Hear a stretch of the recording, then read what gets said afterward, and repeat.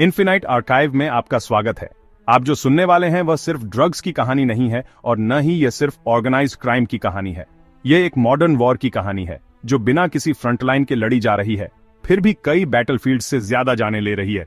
यह एक ऐसी वॉर है जहां केमिस्ट्री, जियोपॉलिटिक्स, इकोनॉमिक्स और टेरर एक दूसरे से मिलते हैं।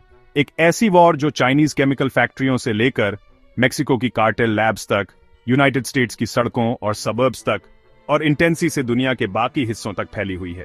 ये फेंटेनाइल की कहानी है, हमारे समय की सबसे जानलेवा ड्रग, और इस सब के केंद्र में दो कार्टेल्स के बीच चल रही लगातार लड़ाई, सिनालोआ कार्टेल और Jalisco new generation cartel CJNG। आज को समझने के लिए हमें पीछे देखना होगा। फेंटेनाइल को सबसे पहले 1929 में बेल्जियम के केमिस्ट डॉ पॉल जॉनसन ने सिंथेसाइज किया था। हॉस्पिटल्स में इसे एक ब्रेक थ्रू माना गया, एक पेन किलर जो मॉर्फिन से 50 गुना ज्यादा स्ट्रांग था, सर्जरी और कैंसर पेशेंट्स के लिए बहुत वैल्यूबल था। लेजिटिमेट फेंटेनिल मॉडर्न मेडिसिन का एक कॉर्नरस्टोन बना हुआ है, लेकिन कई साइंटिफिक डिस्कवरीज की तरह इसका डार्क साइड भी सामने आया। जब कार्टेल्स को पता चला कि वे ओपियम के खेतों या बल्कि हेरोइन की कॉम्प्लिकेटेड स्मगलिंग के बिना क्लैंडेस्टीन लैब्स में फेंटेनाइल बना सकते हैं, तो सब कुछ बदल गया। हेरोइन या कोकीन के उलट फेंटेनाइल को बड़े बड़े खेतों या लंबे ग्रोइंग सीजन्स की जरूरत नहीं थी। बस थोड़े से केमिकल प्रिकर्सर्स जो आसानी से सिंथेसाइज या विदेश से इंपोर्ट किए जा सकते थे, लाखों लीथल डोसेस दे सकते थे। बस थोड़े से केमिकल प्रिकर्सर्स जो आसानी से सिंथेसाइज या विदेश से इंपोर्ट किए जा सकते थे, लाखों लीथल डोसेस दे सकते थे। यहीं से चाइना इस कहानी में आता है। जबकि बेइजिंग ने 2019 में यूएस प्रेशर के बाद डायरेक्ट फेंटेनिल एक्सपोर्ट्स पर ऑनऑफिशियली रोक लगा दी थी, चाइनीज सप्लायर्स ने अपना तरीका बदल लिया। उन्होंने प्रिकर्सर केमिकल्स भेजना शुरू कर दिया, ऐसे सब्सटेंस जिन पर बैन नहीं था लेकिन जो फेंटेनिल बनने से बस एक कदम दूर थे। ये प्रिकर्सर्स, जिन्हें अक्सर हार्मलेस इंडस्ट्रियल केमिकल्स के रूप में डिस्गाइज किया जाता है, समुद्र और हवा के रास्ते मेक्सिको पहुंचते हैं। वहां सिनालोआ के पहाड़ों में या CJNG के जलिस्को स्ट्रॉन्ग होल्ड्स में छिपी क्लैंडेस्टिन कार्टेल लैबोरेटरीज में केमिस्ट, जिन्हें अक्सर यूनिवर्सिटी लैब्स में ट्रेन किया जाता है और फिर कार्टेल के पैसे से लुभाया जाता है, उन्हें प्योर फेंटेनिल में बदल देते हैं। यह सप्लाई चेन जो चाइनीज फैक्ट्रियों से लेकर मैक्सिकन पोर्ट्स तक फैली है, रिजिलियंट साबित हुई है। सैंक्शंस, अरेस्ट्स और इंटरडिक्शंस भी इसे ज्यादा नुकसान नहीं पहुंचा पाते। दो कार्टेल्स इस जानलेवा ट्रेड पर हावी हैं। सिनालोआ कार्टेल, जिस पर कभी जोआकिन एल चापो गुज़मान का राज था, आज भी बहुत रूटेड है और दशकों पुराने स्मगलिंग रूट्स और पॉलिटिकल कनेक्शंस का फायदा उठा रहा है। एल चापो के जेल में होने के बावजूद उनके बेटे, जिन्हें लॉस चापितोस के नाम से जाना जाता है, ने सिनालोआ को फेंटेनिल में बहुत आगे बढ़ाया है। इंडस्ट्रियल स्केल पिल प्रोडक्शन पर ध्यान केंद्रित करते हुए CJNG, जिसका नेतृत्व एलूसिव नेमेसियो ओसेग्वेरा सर्वांतेस एल मेंचो करते हैं, एक पैरामिलिट्री पावर हाउस के रूप में उभरा है। क्रूर, विस्तारवादी और militarised CJNG terror tactics, propaganda videos और मैक्सिकन अथॉरिटीज के खिलाफ सीधे युद्ध पर पनपता है। उनकी राइवलरी सिर्फ टेरिटरी के बारे में नहीं है, ये फेंटेनिल इकोनॉमी पर डोमिनेशन के बारे में है, जो हर साल अरबों कमाती है। इकोनॉमिक टर्म्स में हर कार्टेल मल्टीनेशनल कॉर्पोरेशंस को टक्कर देता है। उनकी राइवलरी सिर्फ टेरिटरी के बारे में नहीं है, यह फेंटेनिल इकोनॉमी पर डोमिनेशन के बारे में है, जो हर साल अरबों कमाती है। फेंटेनाइल क्यों? क्योंकि यह सस्ता, पोटेंट और जानलेवा है। 1 किलोग्राम फेंटेनाइल, जिसे बनाने में कुछ $1000 लगते हैं, स्ट्रीट वैल्यू में लाखों जनरेट कर सकता है। डीलर्स इसे हेरोइन, कोकीन और मेथाम्फेटामाइन में मिलाते हैं ताकि उनकी सप्लाई बढ़ जाए। लेकिन इंक्रीजिंगली कार्टेल्स फेंटेनिल को फेक पिल्स में बदल देते हैं। फेक ऑक्सीकॉन्टिन, ज़ैनैक्स, यहां तक कि एडरॉल भी। एक टीनेजर के लिए ये पिल्स हार्मलेस, यहां तक कि थेराप्यूटिक लगती हैं, लेकिन एक सिंगल काउंटरफीट टैबलेट में इतनी पावरफुल डोज हो सकती है कि वह तुरंत मार दे। रेनबो फेंटेनिल, कैंडी जैसी कलर्ड पिल्स एक्सीडेंटल चाइल्ड पॉइजनिंग्स के बारे में अलर्ट कर रही हैं। यह सिर्फ एक एपिडेमिक नहीं है, यह एक जनरेशन का इंडस्ट्रियल स्केल पॉइजनिंग है। हर रोज यूएस में 200 से ज्यादा लोग सिंथेटिक ओपियोइड ओवरडोसेस से मर जाते हैं। कार क्रैश, बंदूक से होने वाली मौतें या होमिसाइड से भी ज्यादा। पूरे शहर खाली हो गए हैं। फ्यूनरल होम्स जगह की कमी की रिपोर्ट कर रहे हैं। पेरेंट्स के ओवरडोज के बाद बच्चों को फॉस्टर केयर में रखा जाता है। स्कूल्स और लाइब्रेरीज अब नलॉक्सोन, एक इमरजेंसी एंटीडोट, फायर एक्सटिंग्विशर्स के साथ रखते हैं। बॉर्डर एजेंट्स नलॉक्सोन सिर्फ सिविलियंस को बचाने के लिए नहीं, बल्कि खुद को बचाने के लिए भी रखते हैं। एक बस्ट के दौरान इनहेल किए गए फेंटेनिल पाउडर के कुछ दाने एक ऑफिसर को मार सकते हैं। हैजमेट गियर, जो कभी केमिकल प्लांट्स के लिए रिजर्व था, अब ड्रग इन्फोर्समेंट के लिए स्टैंडर्ड है। ये क्राइसिस अमेरिका से आगे फैल गई है। कनाडा में ओवरडोसेस बढ़ रहे हैं। यूके नेटाजीन्स का सामना कर रहा है, सिंथेटिक ओपियोइड्स जो फेंटेनिल से भी ज्यादा स्ट्रांग हैं। ऑस्ट्रेलिया में पहली फेंटेनिल डेथ्स देखी जा रही हैं। एक्सपर्ट्स चेतावनी देते हैं कि अफ्रीका अगला हो सकता है, क्योंकि कमजोर बॉर्डर्स और करप्शन फर्टाइल ग्राउंड बनाते हैं। फेंटेनिल वॉर अब सिर्फ यूएस की समस्या नहीं है, ये एक ग्लोबल प्लेग बनता जा रहा है। कार्टेल पावर के पैमाने ने एक रिथिंक को मजबूर किया है।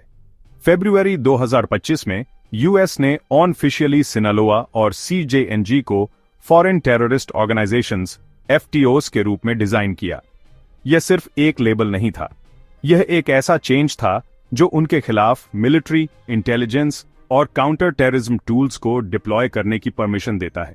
दशकों तक कार्टेल्स को क्रिमिनल सिंडिकेट्स के रूप में देखा जाता था, अब उन्हें इंक्रीजिंगली नार्को टेररिस्ट्स के रूप में देखा जाता है। ऐसे ग्रुप्स जो पैरामिलिटरी पावर, इंटिमिडेशन और ग्लोबल नेटवर्क्स का उपयोग देशों को डिस्टेबलाइज करने के लिए करते हैं।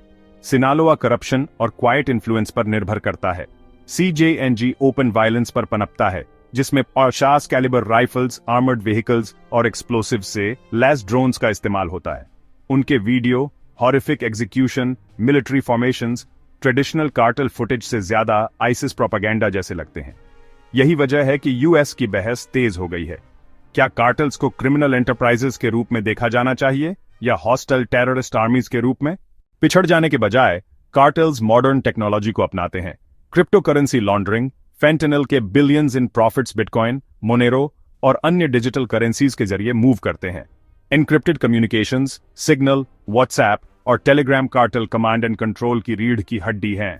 ड्रोन वॉरफेयर, सीजीएनजी ने राइवल्स और पुलिस के खिलाफ ड्रोन बॉम्बिंग्स में पायोनियरिंग काम किया है।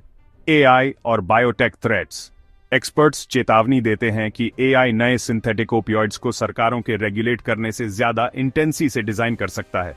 पोर्टेबल केमिकल रिएक्टर्स या 3D printed lab gear fentanyl production को और भी डिसेंट्रलाइज्ड बना सकते हैं।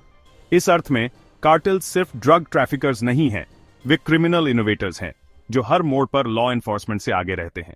सालों तक कार्टेल्स ने तर्क दिया कि वे सिर्फ यूएस मार्केट को टारगेट करते हैं, लेकिन फेंटेनिल अब खुद मेक्सिको को भी जहर दे रहा है। मैक्सिकन अथॉरिटीज बॉर्डर सिटीज और कार्टेल कंट्रोल टाउन में बढ़ते ओवरडोसेस की रिपोर्ट कर रही है। परिवार अपने बच्चों को वैसे ही दफना रहे हैं जैसे अमेरिकी परिवार करते हैं। मेक्सिको की सरकार एक टाइट रोप पर चल रही है, कार्टेल्स से लड़ना जो लोकल पुलिस से ज्यादा हथियारों से लैस हैं, जबकि यूएस प्रेशर का सामना करना कि वे और ज्यादा करें। लेकिन कई कम्युनिटीज के लिए कार्टेल्स डिस्टेंट सिंडिकेट्स नहीं हैं, वे लोकल पावर हैं जो जॉब्स ऑफर करते हैं, फेस्टिवल्स के लिए पैसे देते हैं, यहां तक कि डिस्प्यूट्स भी सुलझाते हैं। यह जानना जरूरी है, फेंटेनिल क्राइसिस अचानक नहीं आई। 1990 और 2000 में पर्ड्यू फार्मा जैसी यूएस फार्मास्यूटिकल जायंट्स ने ऑक्सीकॉन्टिन से मार्केट को भर दिया, इसे गलत तरीके से नॉन एडिक्टिव के रूप में मार्केट किया। लाखों लोग डिपेंडेंट हो गए। जब प्रिस्क्रिप्शन ओपियोइड्स पर प्रतिबंध लगा तो यूजर्स हेरोइन की ओर मुड़ गए, और जब हेरोइन की सप्लाई कम हो गई तो फेंटेनिल ने उस गैप को भर दिया। इस अर्थ में कार्टेल्स ने एक ऐसी डिमांड की सप्लाई की जो ओरिजिनली यूनाइटेड स्टेट्स में कॉर्पोरेट मैल प्रैक्टिस से पैदा हुई थी। लॉ एनफोर्समेंट शिपमेंट्स को रोक सकता है, लेकिन एडिक्शन एक गहरा बैटलफील्ड है। ट्रीटमेंट तक पहुंच मेथाडोन, ब्यूप्रेनोर्फिन, काउंसलिंग पैची है, खासकर रूरल अमेरिका में। स्टिग्मा कई फैमिलीजों को मदद मांगने से रोकता है। सच तो यह है कि फेंटेनिल वॉर सिर्फ अरेस्ट से नहीं जीती जा सकती, इसे 2 फ्रंट्स पर लड़ना होगा, सप्लाई और डिमांड। यह एड्रेस किए बिना कि इतने सारे लोग ओपियोइड्स की ओर क्यों मुड़ते हैं, कार्टेल्स के पास हमेशा ग्राहक होंगे। आज फेंटेनिल यूएस के इतिहास की सबसे जानलेवा ड्रग है, लेकिन कल यह दुनिया की समस्या बन सकती है। यूरोप में पहले से ही कॉपीकैट वेव्स देखे जा रहे हैं, अफ्रीका अगला हो सकता है, और नए सिंथेटिक ओपियोइड्स के उदय के साथ जो फेंटेनिल से भी ज्यादा स्ट्रांग हैं, ह्यूमैनिटी एक ऐसे युग में प्रवेश कर सकती है जहां केमिस्ट्री खुद सबसे लीथल बैटलफील्ड बन जाती है। यह सिर्फ एक ड्रग क्राइसिस नहीं है, यह सर्वाइवल के लिए एक वॉर है, जहां नेशंस, फैमिलीज और इंडिविजुअल्स, चाइनाज लैबोरेटोरीज, मेक्सिकोस कार्टेल्स और हर कम्युनिटीज वल्नरेबिलिटीज के बीच फंसे हुए हैं। फेंटेनिल वॉर्स दूर नहीं है, वे यही हैं, अब सोसाइटीज को नया रूप दे रही हैं, फैमिलीजों को तबाह कर रही हैं और क्राइम और कॉन्फ्लिक्ट के नेचर को फिर से परिभाषित कर रही है। ये एक ऐसी वॉर है जो शैडोज में लड़ी जाती है, सीक्रेट लैब्स में, एन्क्रिप्टेड ऐप्स में और बॉर्डर क्रॉसिंग्स पर। एक ऐसी वॉर जहां सबसे जानलेवा हथियार एक फेदर से भी कम वजन का होता है, फिर भी एक कम्युनिटी को मिटा सकता है। सिनालोअस करप्शन फ्यूल्ड नेटवर्क से लेकर सीजेएनजीज पैरामिलिटरी टेरर तक, चाइनास केमिकल एक्सपोर्ट से लेकर अमेरिका के तबाह हुए सिटीजों तक, फेंटनिल क्राइसिस सिर्फ एक हेल्थ इमरजेंसी से कहीं ज्यादा है। यह हमारे समय की डिफाइनिंग सिक्योरिटी और ह्यूमन चैलेंज है।